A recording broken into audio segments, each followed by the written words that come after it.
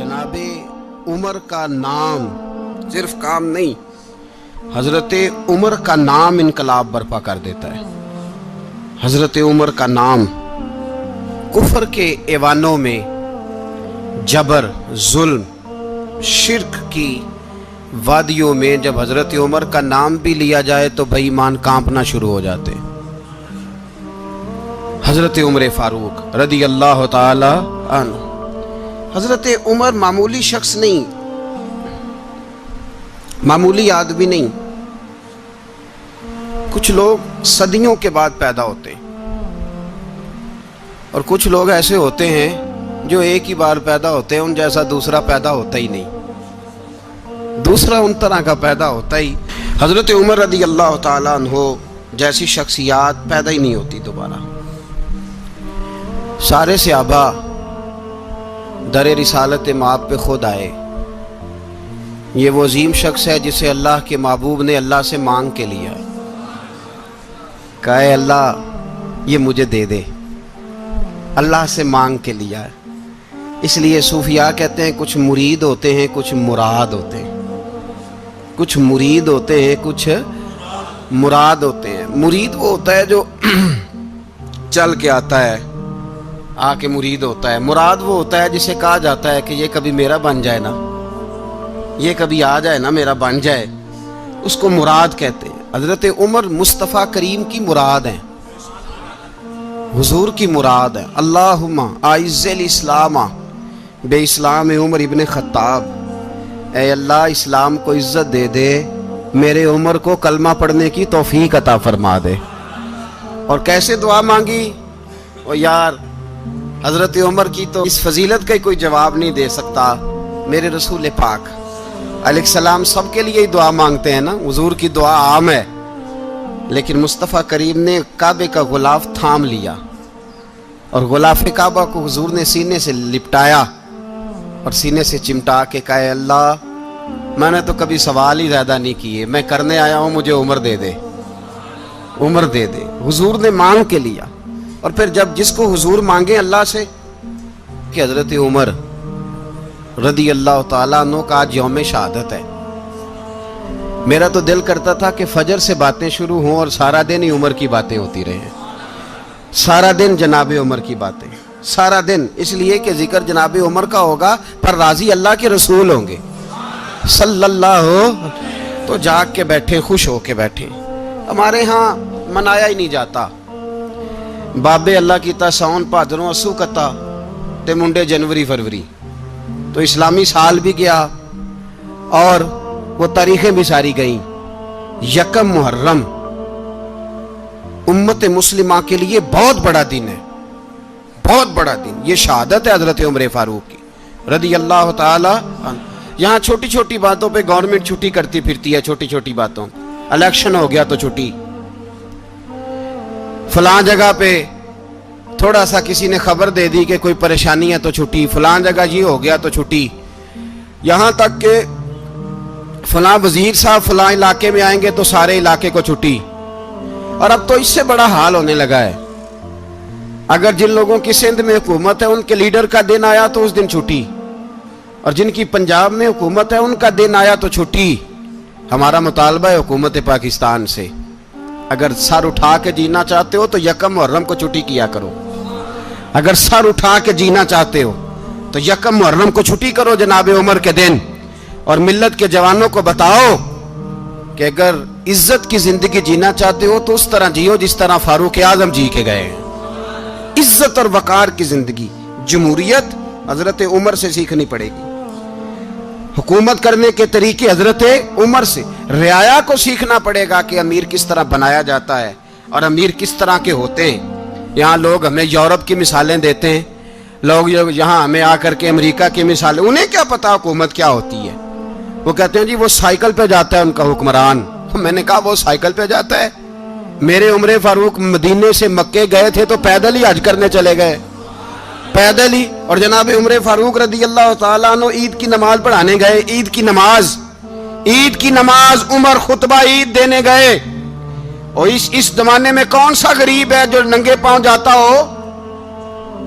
کون سا غریب ہے جو مسجد ننگے پاؤں جاتا ہو؟ لوگوں نے تو 3 قسم کی چپلیں رکھی ہوئی ہیں، ایک مسجد جانے کی علیحدہ ہے، گھر پہننے کی علیحدہ ہے، شادی بیاہ پہ جانے کی چپل علیحدہ ہے۔ حضرت عمر فاروق رضی اللہ تعالیٰ عنہ نکلے عید کا خطبہ دینے کے لیے، تو بیوی سے کہنے لگے جوتا، اس نے کہا صاحب اتنی دفعہ ٹوٹا ہے اب گانٹھا نہیں جا سکتا، اتنی دفعہ ٹوٹا ہے کہ اب دوبارہ پیمند نہیں لگ سکتے۔ تو حضرت عمر کہنے لگے چل کوئی حرج نہیں، بغیر جوتے کے ننگے پیر ہی چلتے ہیں، کوئی حرج نہیں۔ تو کہنے لگے لوگ کیا کہیں گے؟ فرمایا چپ کر، لوگ جس دن عمر نے یہ دیکھ لیا نا لوگ اس کے بارے میں کیا کہتے ہیں، اس دن عمر نہیں رہے گا۔ تو کہا پھر آپ کا نظریہ کیا ہے؟ فرمایا میرا نظریہ یہ ہے کہ رب رسول میرے بارے میں کیا کہتے ہیں، لوگوں کا کیا ہے؟ لوگ کل کسی کے بارے میں کچھ کہتے ہیں اور پرسوں کچھ کہتے ہیں، میرا نظریہ یہ ہے کہ رب رسول میرے بارے میں ننگے پیر عمر جا رہے ہیں۔ کون جی؟ میں بڑا ماڑا۔ اچھا جناب، کیا غربت ہے؟ 10 قسم کے جوڑے لٹکے ہوئے ہیں کمرے میں، اور پہننے کی فرصت نہیں، سویرے کیا پہننا ہے شام کیا پہننا ہے، 15 سوٹ کٹھے استری ہو کے لانڈری والا بھیج رہا ہے، اور تو غریب ہے، تو بہت بڑا غریب ہے۔ اس لیے کہ غربت پیسوں کی وجہ سے نہیں ہوتی، غربت تو دل کی ہوتی ہے۔ تو واقعی بڑا غریب ہے اور تو غریب ہی رہے گا۔ امیر تو عمر فاروق تھے جو ننگے پاؤں چلے گئے عید کی نماز پڑھانے، تو رستے میں جو ملا کہنے لگا عمر جوتا تو پہن لو۔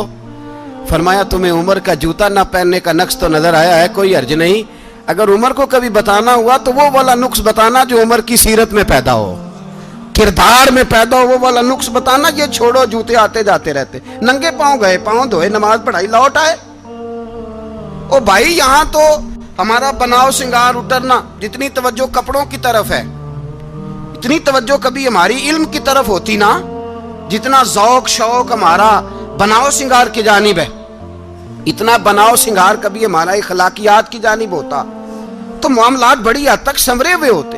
حضرت سیدنا فاروق اعظم رضی اللہ تعالی اپنی زندگی کو ترتیب دیا، ایک دن بھی خلافت نہیں مانگی اللہ سے۔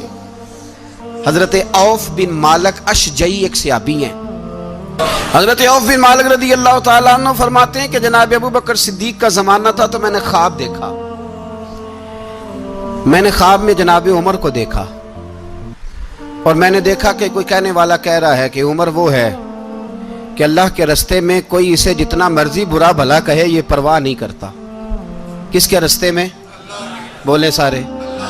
اس کا مطلب ہے اللہ کے رستے میں لوگ برا بھلا بھی، قرآن مجید نے کہا وَلَا يَخَافُونَ لَوْمَةَ لَائِمٍ، کچھ لوگ ایسے ہیں جو برا بھلا کہنے والوں کی پرواہ نہیں کرتے۔ آپ یقین کریں اگر پرواہ شروع ہو جائے نا تو دین کا کام ختم ہو جائے، نہ کوئی تقریر کرے، نہ کوئی تدریس کرے، نہ کوئی پیری مریدی کرے، ختم ہو جائے اگر باتوں کی پرواہ ہو۔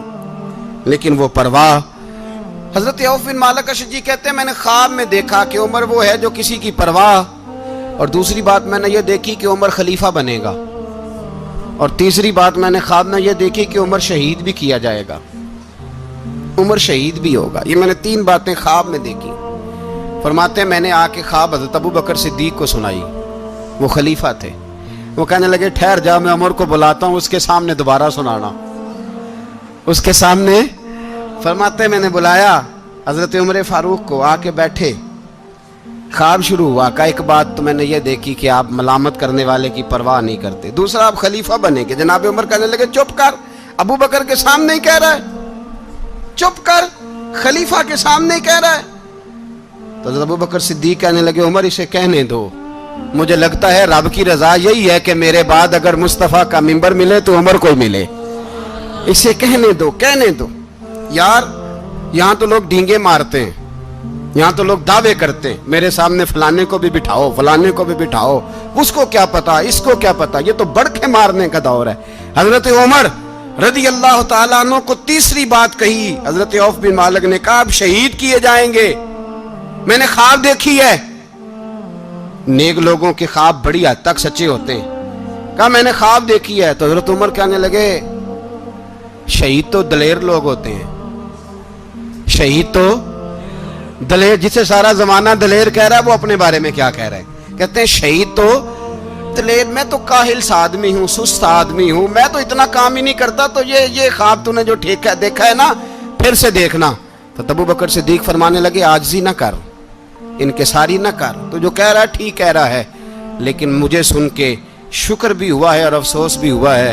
افسوس اس بات کا کہ تیرے جیسا بتلے عظیم چلا جائے گا، اور شکر اس بات کا کہ رب تجھے زندگی بھی اعزاز والی دے گا، اور شہادت کی موت دے کے اللہ تجھے موت بھی عزت والی عطا فرمائے گا۔ اللہ موت بھی تجھے عزت والی دے گا، تجھے کاہلوں جیسی موت اللہ۔ حضرت فاروق اعظم رضی اللہ، او بھائی یہاں تو اس زمانے کا سب سے بڑا مسئلہ پروٹوکول ہے۔ لوگوں کو پتہ ہوتا ہے کامل پیر ہے، کامل مرشد ہے، لوگ نہیں جاتے۔ میں کسی کا مرید ہو جاؤں، میرا پروٹوکول کدھر گیا؟ پتہ ہوتا ہے یہ کامل استاد ہے، میں اس کے پاس بیٹھوں گا تو میری تربیت کرے گا، لیکن لوگ شاگرد نہیں بنتے۔ میں کدھر گئی؟ یہ پروٹوکول کی مصیبت ہے نا، اس نے بڑے بڑے لوگ زیرو کر دیے، بڑے بڑے لوگ۔ اور یہ مت سمجھے کہ آپ کا وزیر اعظم پروٹوکول لیتا ہے یا آپ کا صدر پروٹوکول، وزراء، ایسی کوئی بات نہیں۔ ہم چھوٹے طبقے سے لے کر بڑے سارے پروٹوکول کے قائل ہیں۔ ہمارا تو داماد بھی کہتا ہے کہ مجھے پوچھا نہیں میں تمہارے گھر کیوں آؤں۔ ہمارا تو بھائی ہر شخص اعلان کرتا ہے پروٹوکول کا، فلانے نے عزت نہیں دی تو واپس آ جاؤ، فلانے نے سلوٹ نہیں کیا تو واپس آ جاؤ۔ لوگ جہاں سلوٹ کرنا چاہیے وہاں بھی سلوٹ کرانے کے قائل ہیں۔ پر حضرت عمر رضی اللہ تعالی، حضرت عمر کی سادگی اور پھر جناب عمر کی عاجزی، جب انسان اپنے اوپر سوار کر لیتا ہے نا، سوار کر لیتا ہے، میں بدکار پرانا خادم، کسے در ملی نٹ ہوئی، تے واصف یار نے نظر جو کی تھی تے واصف ہی ہو۔ میں اکثر سوچتا ہوں حضور نے جہاں بھی کہا نا، فرمایا میرے بعد نبی ہوتے تو خطاب کے بیٹے عمر ہوتے۔ حضور نے فرمایا عمر جس رستے سے جاتا ہے شیطان وہ رستہ بدل جاتا ہے۔ نبی پاک صلی اللہ علیہ وسلم نے فرمایا میرا عمر وہ ہے کہ اس کی زبان پر حق جاری ہے۔ حضور علیہ السلام نے فرمایا 950 سال حضرت جبریل میرے عمر کی شان بیان کریں تو ان کی عظمت ختم نہیں ہوتی۔ 950 سال جبریل عظمت بیان کرے تو ختم نہیں ہوتی۔ یہ بات ہے حضرت عمر کی، اور فرمایا عمر ابو بکر کی نیکیوں میں سے ایک نیکی ہے، یہ شان ہے اب عمر فاروق رضی اللہ تعالیٰ عنہ کی۔ حضور نے فرمایا میرے بعد نبی ہوتے تو عمر ہوتے، جس گلی سے عمر آئے شیطان رستہ بدل جائے۔ میرے عمر فاروق کی شان 950 سال بیان ہو تو ختم نہ ہو۔ عمر کی زبان پر اللہ حق بیان کرتا ہے، جو عمر کہتا ہے وہی رب کر دیتا ہے۔ حضور ساری زندگی فضیلتیں بیان کرتے رہے، عمر جواب میں کیا کہتے ہیں؟ کوئی بتائے نا کہ یہ والی حدیثیں کبھی عمر نے بھی روایت کی ہوں کہ حضور نے میرے بارے میں یہ کہا ہے۔ یہ روایتیں وہ روایت نہیں کرتے، ان سے جب لوگ کہتے عمر تیری بڑی بات ہے تو عمر رو پڑتے، کہتے میں تو اونٹ چرانے والے باپ کا بیٹا ہوں، میں تو اونٹ چرانے والے باپ کا بیٹا، اونٹ چرا۔ اس سے آگے عمر گئے ہی نہیں ساری زندگی، اس سے آگے لفظ ہی نہیں ادا کی۔ اور میں تو بھائی اونٹ چرانے والا، میرا باپ تو اونٹ چرایا کرتا تھا، 10 اونٹ تھے، میری ڈیوٹی ہوتی تھی، سنبھالے نہیں جاتے تھے، ابا ڈنڈوں سے مارتا تھا۔ ساری زندگی عمر حج کرنے گئے، ایک خشک تنا کھجور کا عمر فاروق رضی اللہ تعالیٰ عنہ نے اس کو اپنے کلاوے میں لیا، رونے لگے۔ لوگوں نے کہا عمر کیا ہوا؟ فرمانے لگے یہاں میں اونٹ چرایا کرتا تھا، یہاں میں اونٹ چراتا تھا، 10 اونٹ سنبھالے نہیں جاتے تھے۔ دیکھو رسول اللہ کی شان، آج ساری امت چلانے کا طریقہ عطا فرما دیا ہے، ساری نظریے سے پیار۔ یار پیسہ کس کو برا لگتا ہے؟ آپ جس آدمی کی 50 کروڑ کی پراپرٹی ہے اس کو پوچھیں سب سے غریب، آپ کو وہی نظر آئے گا، وہ کہے گا میں ٹائٹ ہوں۔ حالات بڑے، میں کئی باری پوچھے انہوں نے، میں کہتا ترجمہ بھی 10 چھڑوں کی، ہمیں تو سمجھ نہیں آتی، اور ٹائٹ حالات کون سے ہوتے ہیں جی؟ جس آدمی کا کروڑوں میں کاروبار ہے نا، اس کو آپ چھیڑے وہ رونے لگ جائے گا، رونے۔ تو کئی میں نے ایسے دیکھے ہیں کرائے کا مکان ہے، ان سے پوچھے صاحب کیا حال ہے، تو کہتے ہیں جتنی اللہ نے شان والی زندگی ہمیں عطا کی ہے کسی کو نہیں دی ہوئی۔ اس کا مطلب ہے خوشی بھی یہی ہے اور غم بھی یہی ہے، اندر سے خوشی ہے، اندر سے ہی۔ تو نے اگر راضی رہنا ہے تو ادھر سے رہنا ہے، ناراض رہنا ہے تو بس اپنے آپ کو خوش رکھے گا تو ہو جائے گا۔ سارے صحابہ مل کے آئے، کہنے لگے عمر فاروق سے کہنا ہے نبی پاک کے زمانے میں تو ظاہراً غربت تھی، ابو بکر کے دور میں بھی غربت تھی، اب تو بڑا مال ہے، عمر سے سفارش کرو کہ عمر نیا کرتا پہنا کرے۔ ملکوں کے سفیر آتے، عمر وہی پھٹی پرانی چادر اوڑھ کے اور وہی کئی جگہ پہ پیوند لگے سوٹ پہن کے سفیروں کے سامنے بیٹھ جاتا ہے۔ عمر کو مشورہ دو، طے ہو گئی بات۔ سب نے جب مشورہ دے لیا تو سارے کہنے لگے یہ بتاؤ شیر کی مونچھ کو ہاتھ کون لگائے گا؟ کہنا کس نے ہے؟ بندہ بھی تو ڈھونڈو نا۔ نے کہا جناب میرا یہ خیال ہے کہ مولا علی شیر خدا کہیں گے، کیونکہ جس شخص کی عمر کو سب سے زیادہ حیا کرتے دیکھا وہ شیر خدا مولا علی ہے رضی اللہ تعالی علی کہیں گے، اس لیے کہ جناب علی تو کئی دفعہ جب گفتگو کرتے تھے تو حضرت عمر چپ کر جاتے تھے اور فرماتے تھے علی نہ ہوتا تو میں ہلاک ہو جاتا۔ تو کہا علی سے کہو۔ جناب علی شیر خدا کو بلایا، کس کام کے لیے؟ جی اللہ اکبر۔ یہ ذرا اپنے اس دور پہ اس بات کو ذرا لاکا جناب ان سے کہیں کہ زیادہ نہیں، ایک کرتا نیا پہن لے، سفیر آتے ہیں وزیر آتے ہیں تو ایک کرتا نیا پہن لے۔ حضرت علی کو بلایا، آپ فرمانے لگے کوئی اور بات ہوتی تو میں کہہ دیتا، یہ والی میں نہیں کہہ سکتا، کوئی اور ہوتی تو میں عمر کو کئی دفعہ کہہ دیتا ہوں، جلال میں بھی تو سن، یہ والی میں نہیں کہہ سکتا، میں تمہیں ایک مشورہ دیتا ہوں۔ کہا وہ کیا؟ کہنے لگے سید عائشہ صدیقہ سے کہو، وہ مومنوں کی ماں ہیں، عمر ٹالے گا نہیں۔ اماں جی سے جا کے کہا اماں جی نیا کرتا عمر سے کہیں پہن لیں، وزیر آتے ہیں بڑے بڑے لوگ تو چلو کوئی حرج نہیں۔ اماں جی نے کہا اچھا کوئی بات نہیں میں بلا لیتی ہوں۔ جناب عائشہ نے پیغام بھیجا، جب خادم نے کہا نا مصطفیٰ کے گھر سے پیغام آیا ہے تو 20 لوگ بیٹھے تھے، عمر کانپتے ہوئے اٹھے، کانپتے دوڑے۔ حضرت عائشہ پردے میں تھی تو فرماتی ہیں عمر اتحیات کی حالت میں بیٹھ گئے۔ کہا اماں جی دیر تو نہیں ہو گئی مجھے آنے میں؟ کہا نہیں ٹائم پہ آ گئے ہو۔ کس لیے بلایا تھا؟ کہا عمر دیکھو غربت کے معاملات اور ہوتے ہیں، جب اللہ آسانی دے تو کوئی چیز استعمال کرنا حرام نہیں ہوتی، اگر حرام ہے تو بتاؤ۔ کہا نہیں اماں جی حلال ہی ہے۔ تو فرمایا پھر اتنے سفیر آتے ہیں مشیر آتے ہیں، اب تو مال غنیمت بڑا آتا ہے، ڈھیر لگ جاتے ہیں مسجد میں، تو چل ایک نیا کرتا تم بھی پہن لیا کرو، اور آپ نیا کرتا پہنو گے تو دھاک بیٹھے گی غیروں پر۔ تو صحابہ کا مشورہ ہے کہ آپ نیا لباس پہنے۔ اماں جی کہتی ہے میں نے حکم دیا تو عمر چپ کر گئے، گردن جھک گئی۔ تھوڑی دیر کے بعد سیدنا عمر فاروق نے سر اٹھایا تو داڑھی پہ آنسو گر رہے تھے، رو پڑے، کہنے لگے پاک محبوب کی پاک بیوی جیسے حکم کرتی ہو میں حاضر ہوں، پر مجھے وہ والا لباس پہنانا جو میرے مصطفیٰ نے پسند فرمایا ہے، اگر یہ رنگ رسول پاک کا ہے تو میں حاضر ہوں، اور اگر نبی پاک کا نہیں تو پھر جیسے آپ حکم کریں۔ جناب عائشہ کہتے ہیں عمر روئے تو میں زیادہ روئی، میرا پلو بھیگ گیا آنسوؤں سے۔ میں نے کہا عمر آپ جائیے۔ عمر یوں نکلے تو جو صحابہ کھڑے تھے وہ کونے میں تھے، سارے آ گئے۔ کہا اماں جی کیا بناؤ؟ فرمایا بھائی تم سب جو باتیں کہتے ہو وہ اپنی جگہ ٹھیک ہیں، پر عمر جو بات کرتا ہے وہ سب سے زیادہ ٹھیک ہے۔ عمر جس پہلو پر بات کرتا ہے وہ یار ایسی عاجزی، ایسا رنگ، ایسا انداز، ایسا طرز حیات، ایسی زندگی۔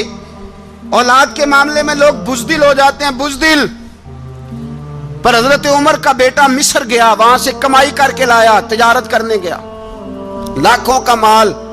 کون سا باپ ہے دنیا میں جس کا بیٹا باہر سے پیسے لے کے آئے تو ابا تفصیل پوچھے کہ بیٹا کہاں سے کمائے، کہاں سے لایا، کتنے ملے، کیوں آئے؟ کون سا باپ تفصیل پوچھتا ہے؟ ابا تو کہتا ہے لا صحیح، اور تعریفیں کرتا ہے میرا بیٹا بڑی کمائی کرتا ہے۔ کبھی پوچھا ہے اس سے کہ ڈیوٹی صحیح دیتا ہے کہ نہیں؟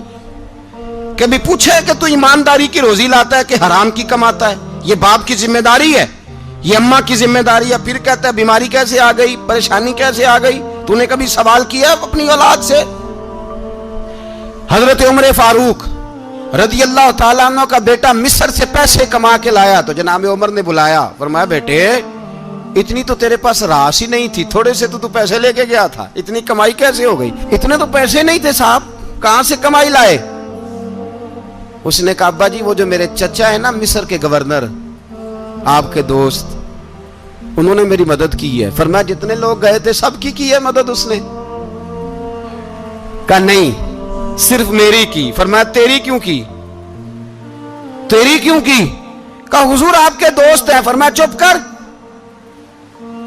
حضور انہوں نے مجھے اتنے پیسے دیے, میں نے کاروبار میں ڈالے تو نفع آیا تو میں ان کی رقم دے کے. فرمایا خاموش ہو جا, باقی جتنے لوگ گئے تھے سب کی مدد کی اس نے؟ کہا نہیں حضور صرف میری کی. فرمایا اس نے تیری مدد نہیں کی, اس نے خلیفہ کے بیٹے کی مدد کی, اس لیے کہ وہ خلیفہ کو اپنے حق میں نرم کر سکے.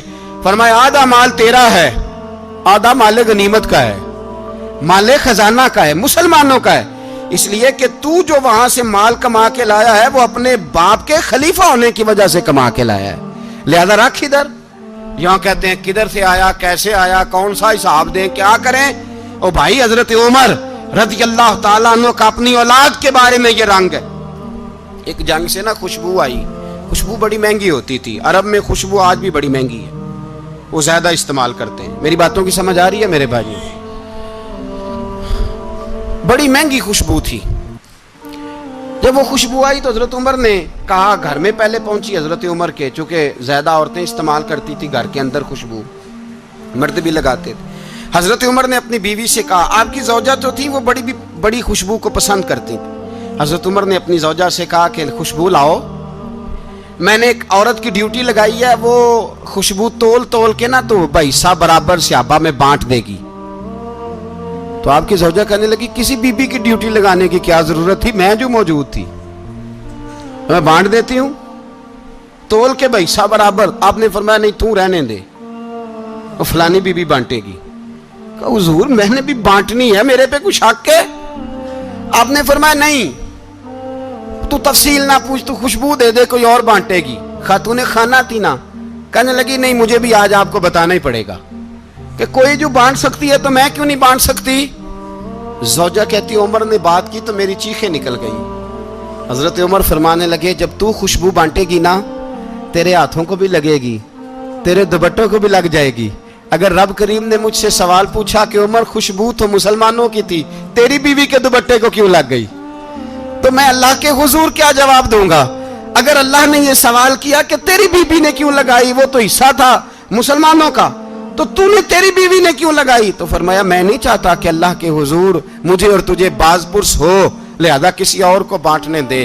زوجہ روئی اور تڑپ کے کہنے لگی عمر مجھے لگتا ہے صبح قیامت بھی تیری بیوی ہونے کی وجہ سے اللہ مجھے جنت عطا فرما دے گا, تیری زوجہ ہونے کی برکت سے. بھائی یہ معیار رکھا, خدا کی قسم ایسا شخص تاریخ میں دوبارہ نہیں آیا. اتنا بڑا آدمی, اتنا بڑا شخص, اتنا بڑا آدمی, اور پھر رنگ یہ ہے کہ عمر 22 لاکھ مربع میل کا حکمران, 22 لاکھ, اور کھجور کے درخت کے نیچے مٹی کا ڈھیلا لے کے سو گئے ہیں, پرواہ کوئی نہیں, کوئی مسئلہ ہی نہیں. 2 غلام ساتھ بیٹھے تو ایک روٹی حضرت عمر نے گھر سے منگوائی, تھوڑا سا سرکہ, تو غلام کہنے لگے ہم نے بھی کھانی ہے. فرمایا کوئی حرج نہیں, روٹی کو پیٹ بھر کے کھانا ضروری تو نہیں, 3 حصوں میں بانٹ لیتے ہیں. ایک آدمی آیا ہوا تھا مصر کا رہنے والا ملنے کے لیے, اس نے پوچھا عمر کدھر ہیں, تو کہا وہ ادھر جاؤ مسجد میں بیٹھے ہوں گے. اور واپس آیا تو کہنے لگا وہاں تو 3 غلام بیٹھے ہیں, ایک روٹی بانٹ کے کھا رہے ہیں, لگتا ہے کئی دنوں سے روٹی نہیں ملی. کہا 3 غلام تو کوئی نہیں, وہاں 2 ہی تھے, تیسرے تو امیر المومنین تھے. اس نے کہا نہیں 3 غلام ہیں, کپڑے بھی ایک طرح کے پہنے ہوئے, بلکہ 2 کے تو پھر صحیح ہیں, تیسرے کے تو زیادہ ماڑے ہیں. کپڑے بھی ایک طرح کے, کھانا پینا بھی ایک طرح کا, اور ان کا نشست برخاست بھی ایک طرح کی ہے, لہذا کوئی فرق نہیں. حضرت ابو ہریرہ کہتے ہیں میں لے کے آیا, اور جناب عمر کو جب میں نے کچی زمین میں تامت سمیٹ بیٹھے دیکھا تو میں رو پڑا. میں نے اس مصر سے آنے والے کو کہا تو اس کے جلوے دیکھ, اگر اس کی ذات میں اتنا حسن ہے تو محمد عربی کا مقام کیا ہوگا. یہ مقام غور ہے, مقام غور. 10 محرم کو لوگ دیگے پکائیں گے نا, نہیں پکانی ہے, کوئی بول دے نہیں, ہاں نہ نہیں کر دے, پروگرام بدلیا تو نہیں دی عید کی کہ وہ کام شروع ہویا ہے لات ٹائٹ ہونے والا.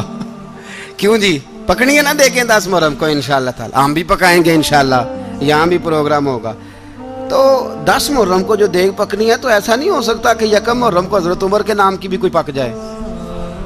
اگر امام حسن حسین کے نام کی دیگیں پکے تو جو امام حسن حسین سے پیار کرنے والے ہیں، جو امام حسن حسین سے، ہم لوگوں نے بھی عجیب رٹا اپنایا ہے نا، ہم لوگ بات کا ایک پہلو دیکھتے ہیں دوسرا نہیں دیکھتے۔ حضرت امام حسن اور حسین کو بھی نبی پاک نے شہید کہا، اور جناب عمر کو بھی رسول اللہ نے خود شہید فرمایا، فرمایا شہید ہے، خود فرمایا اپنی زبان سے کہ یہ شہید ہے، خود میرا عمر شہید ہے۔ تو ان کے نام کی دیگ نہیں پکنی چاہیے، اس طرف نہیں ہماری توجہ ہونی چاہیے۔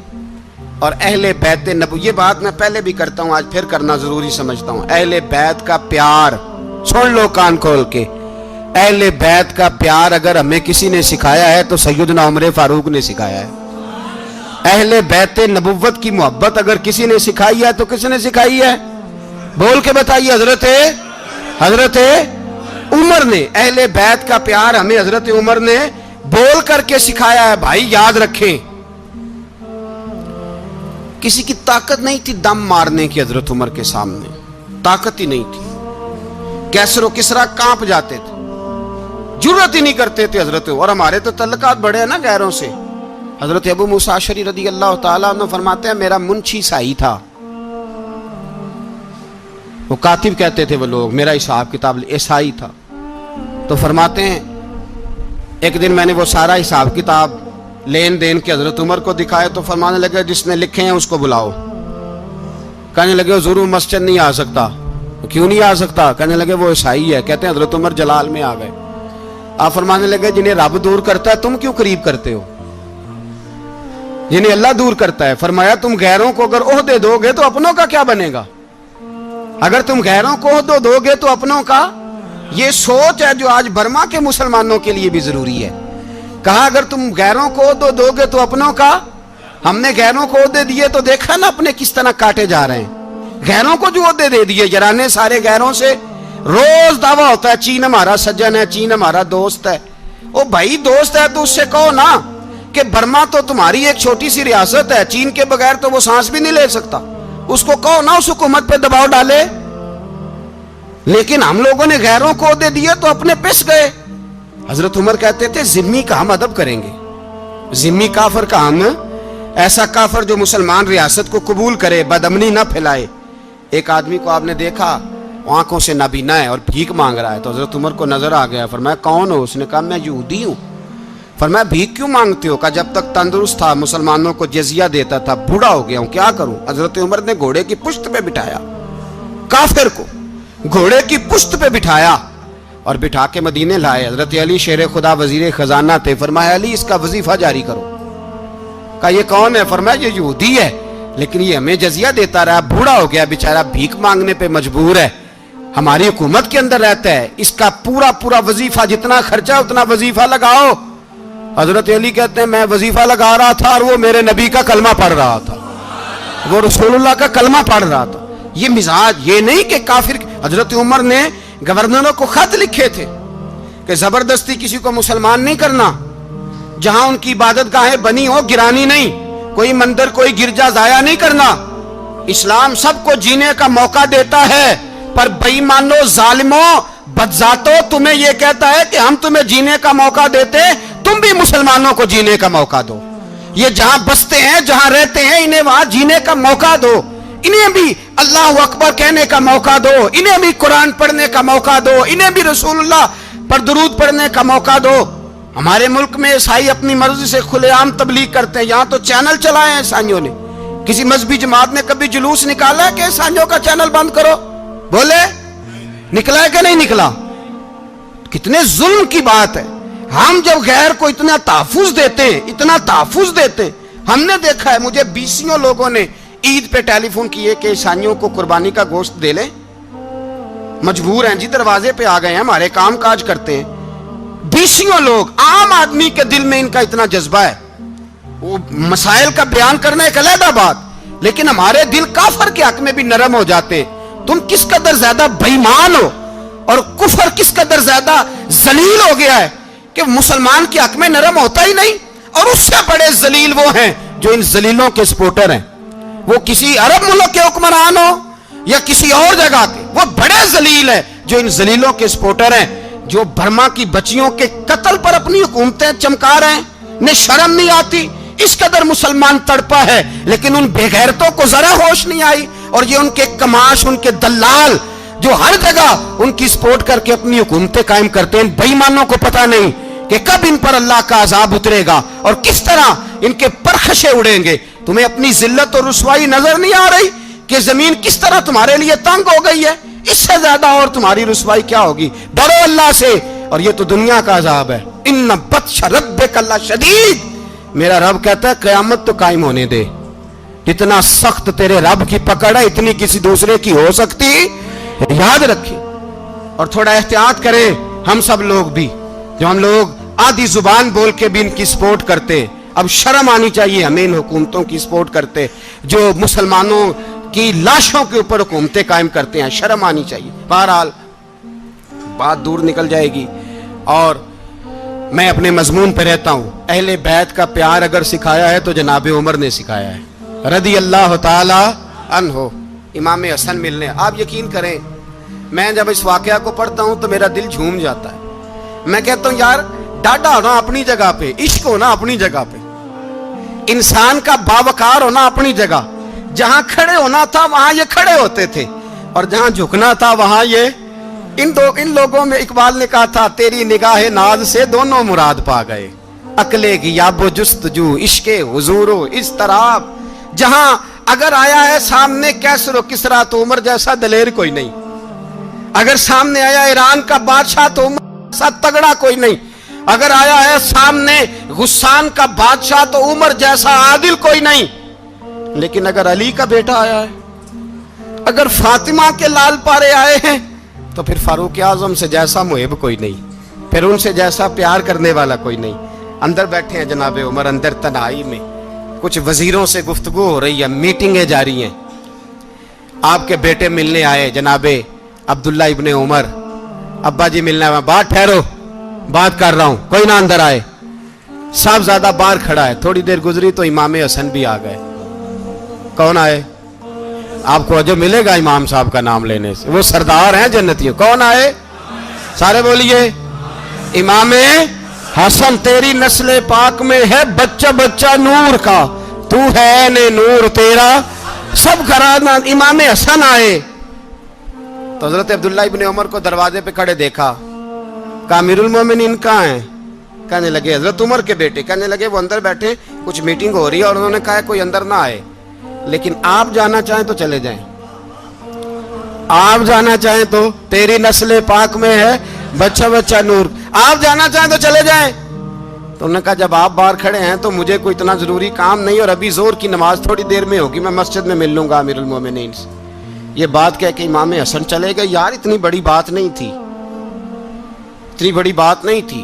वो मेरे उस्तादों का बेटा भी आए तो कहा ठीक है जी वो सोए हुए हैं, तो कोई गर्ज नहीं यार, मैं ठहर के आ जाऊंगा। कोई बड़ी बात नहीं थी, देखा जाए तो बड़ी बात नहीं थी, पर बात बहुत बड़ी थी, इसलिए कि ये खाली हसन नहीं, ये हसन इब्ने अली है, ये हजरत फातिमा के लख्ते जिगर। हजरत उमर बाहर निकले, अब्दुल्ला इब्ने उमर से पूछा कोई आया तो नहीं? तो कहा हुजूर इमाम हसन आए थे। तो कहा फिर शहजादे को अंदर क्यों नहीं भेजा? कहा मैंने कहा था। वो कहने लगे अगर अमीरुल मोमिनीन मसरूफ हैं तो मैं जोहर में मिल लूंगा। हजरत उमर रोने लगे। फरमाया बेटे तूने अच्छा नहीं किया। फिर मस्जिद नहीं गए, सीधे इमाम हसन के दरवाजे दस्तक दी। इमाम हसन बाहर आए। कहा शहजादे आए थे तो मिले क्यों नहीं? तो इमाम हसन कहने लगे हुजूर आपका अपना बेटा दरवाजे पे खड़ा था, आपका अपना बेटा दरवाजे पे खड़ा था, और मना भी किया था आपने, तो मैं जोर में मिल लेता।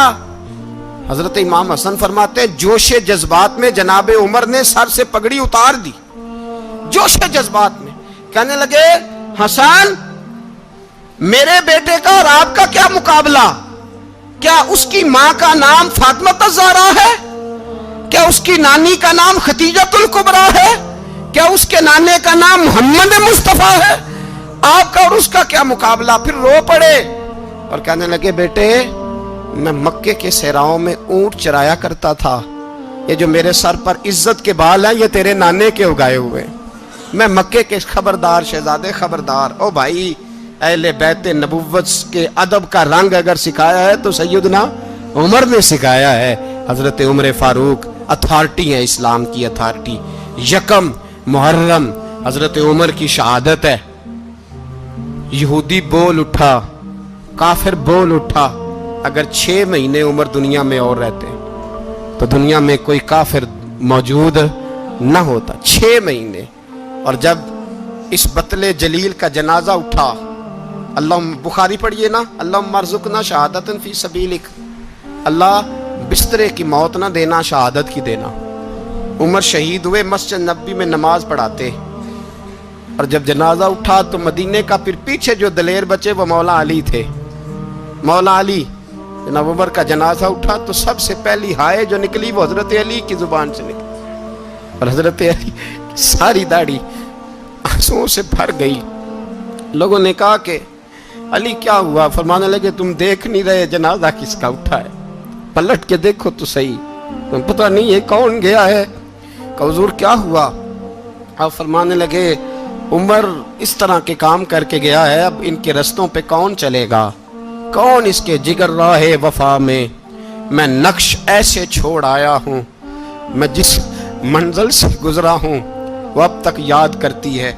हजरत अली हजरत उमर के जनाजे पे खड़े होकर कहते हैं अल्लाह मुझे उस तरह के अमल करने की तौफीक दे जिस तरह की उमर करके गया। मेरे भाई, बतले अजीज, बतले हुर्रियत हजरत उमर रदी अल्लाह ताला अन्हो, जो अपनी जिंदगी इनकलाब वाली गुजार के गए। उमर जब दुनिया से गए तो 80 दिनार का कर्जा था। 22 लाख मुरब्बा मील का हुक्मरान। और अपने बेटे से कहने लगे बेटे कोशिश करना तेरे खानदान वाले मिल के मेरा कर्जा उतार दे, मेरी कब्र पे बोझ ना रहे, और अगर खानदान वाले मदद न करें तो मेरे दोस्तों से बात करना, वो मदद न करें तो फिर अली से बात करना। इनका प्यार आपस में इतना, और तू इख्तलाफ साबित कर रहा है। 80 दिनार का कर्जा छोड़कर हजरत उमर दुनिया से गए और जाती दफ़ा कह गए मेरे बाद मेरे बच्चों को हुकूमत के मशवरे में भी शामिल ना करना, हुकूमत के मशवरे में भी मेरी औलाद शामिल ना हो। इतना बड़ा शख्स इतना बड़ा रंग दे के यकम मुहर्रम को जब उम्र फारूक का विसाल हुआ तो बेटे से कहने लगे अम्मा आयशा से जाके कहो मेरा भी नबी पाक के रोज़े में दफन होने को दिल करता है। एक कब्र की जगह है अम्मा जी ने अपने लिए रखी है, बुखारी है बुखारी। हजरत आयशा के पास साहबजादे गए, कहने लगे अम्मा जी उमर को जख्म लग गया है, हालत बड़ी परेशानी वाली है। वो कहते हैं अगर अम्मा इजाज़त दें। सैयद आयशा रो पड़ी, फरमाने लगी कि वो अपनी कब्र की जगह तो नहीं ना किसी को देता, पर उमर ने कमाल ही बड़ा किया। उसे कहो जाओ गुंबद खजरा में क़यामत तक जो मुस्तफ़ा पे और अबू बकर पे सलाम पड़ेगा वो तुझ पे भी सलाम पढ़ के जाएगा, जाओ मैंने जगह दी।